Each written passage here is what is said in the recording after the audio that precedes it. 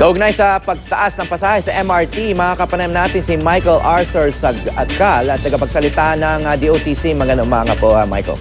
Magandang umaga, Howie. Magandang umaga sa mga nanonood ngayon. Ano naman ang aasahang kapalit ng pagtaas ng pasahe? Anong mga pagbabago ang gagawin ng ating pamahalaan?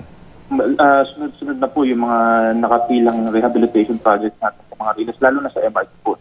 Actually, ang LRT1, halimbawa, nandiyan na po yung bagong riles na ipapalit, rail replacement project po. Pwede na po magsimula ang LRT doon sa pagpapapalit. Ang MRT, ganun din po, no? Paparating na lang, matatapos na po yung bidding process, no? Para dito sa rail replacement project nito. Marami po pong kasunod niya, yung signaling system, yung additional facilities para sa karagdagang pagod, kung hindi pa napapalitan ng iba. No? May 48 bagong piraso ng pagod na darating sa 2015 simula ng Setyembre. At yan po talaga ang magiging solusyon dito sa mga habang pila dahil mas marami po ang biyahe ng MRT kapag dumating mga bagong pagod. At marami po pong ibang investment, traction overhauling, train overhauling. Yung iba nagsimula na po, yung iba paparating pa lang. No? Pero asahan natin po sa 2015, marami pong makukumpletong rehabilitation plan. Yes, Michael, pakiulit lang kung magkano itataas ng pamasahe sa MRT. Well, nag-iba po kasi yung mismong sistema. No? Ngayon kasi, zonal system po yung pamasahe. Magiging structure niya ay distance-based. Ibig sabihin, depende po sa layo ng ipabiyahe ng mga mananakay.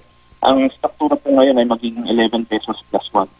11 pesos po na base fare. Ibig sabihin, pagsakay po, 11 pesos kagad doon at piso sa kada kilometro ng ipabiyahe. Ang magiging resulta po nito ay pinakamataas po para sa tatlong linya ay nasa 28-29 pesos. Yun na po yung pinaka-end-to-end na pinakamataas na pagtaas ng pamasahe. Yeah.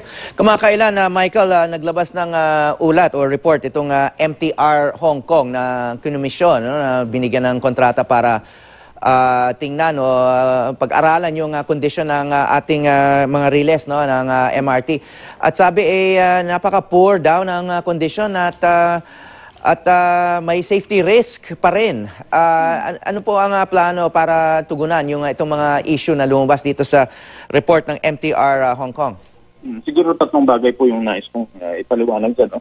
Unang-una po, yung safety po ng sistema ay hindi naman po wala pong nakikitang masamang findings sa MTR Hong Kong.